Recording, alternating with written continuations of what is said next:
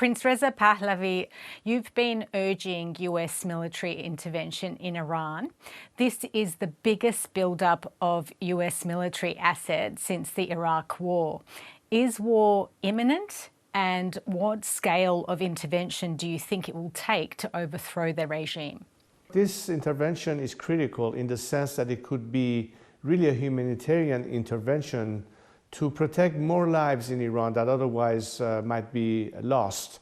And as you witnessed the last month, how many people on the streets were bravely chanting against the regime only to be crushed by this regime that has literally waged military war against its own people.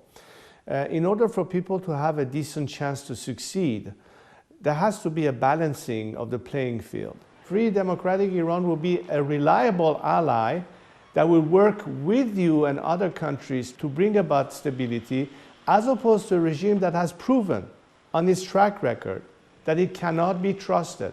They're simply trying to buy time, hoping that President Trump will no longer be in office 2 years from now. We have a project that has been identified. It's called IPP, Iran Prosperity Project, that first concentrates on the immediate phase right after the collapse, the first 100 days, if you will, how to bring about economic stability, how to incorporate the maximum number of infrastructure and bureaucratic forces that remain in place in order to keep the country functioning while we're preparing the grounds for the election of a constitutional assembly where the debates about the future form of a secular democratic system could take place. How do we put food back on the table? How do we bring about the kind of investment that will kickstart our economy yet again? How can we immediately have an impact so we can immediately create jobs and opportunities for people who have been for decades disenfranchised in some areas of Iran simply because they were Sunnis and they didn't fall into the choice of this Shiite-dominated regime. I'm talking about Baluchistan, Kurdistan, areas where they were heavily ignored.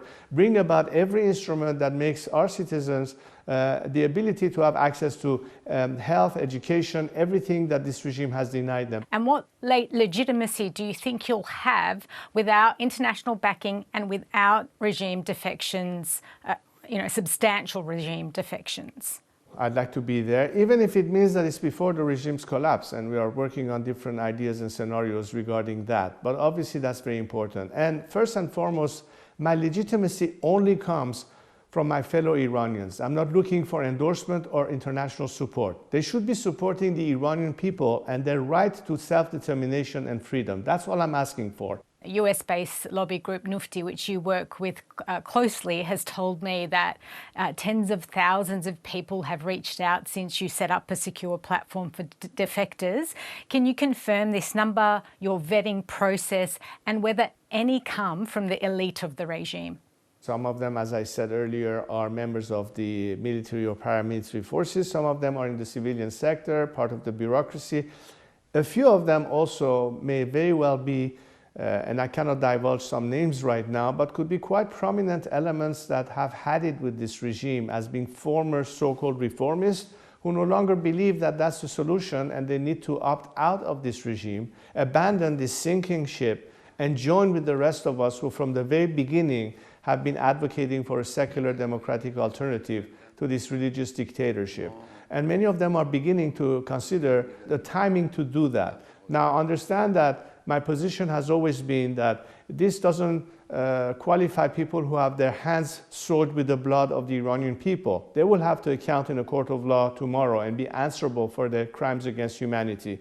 And there are various processes to deal with that. We saw it at the end of the Second World War when you had the Nuremberg trials, but we have a whole host of lawyers and experts that are examining various processes at the end of unwanted regimes, such as truth and reconciliation or transitional justice. We're not going to have wanton trials or kangaroo trials, as the saying goes, but this is another thing to consider. The Iranian people who have been severely damaged have to have their day in court. And that's the only way to bring closure. Australia, as you would know, has faced a surge in anti-Semitism, with our intelligence agency, ASIO, saying that Iran's regime was behind attacks on synagogues here, as well as targeting diaspora dissidents. How do countries like Australia deal with transnational repression and prevent Islamist radicalisation? Proscribing the IRGC was a much needed step in that direction, expelling the ambassador along the way. This is great, and we thank the firmness and the courage in making that decision, which I'm sure wasn't easy. I think it is time for them to recognize that the path to a better alternative is to support the transitional government that we are forming, to be behind the Iranian people and help them achieve their end, to stand in solidarity for their rightful claim to self-determination.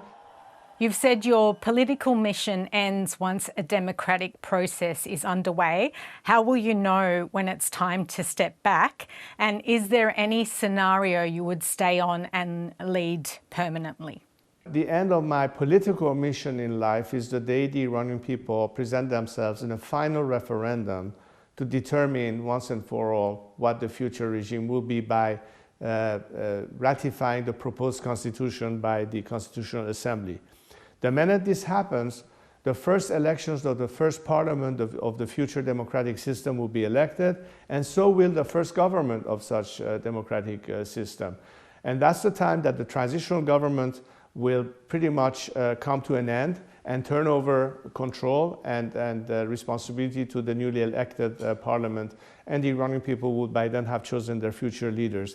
That would be my job accomplished, and that has been always my finish line from the day I started 46 years ago.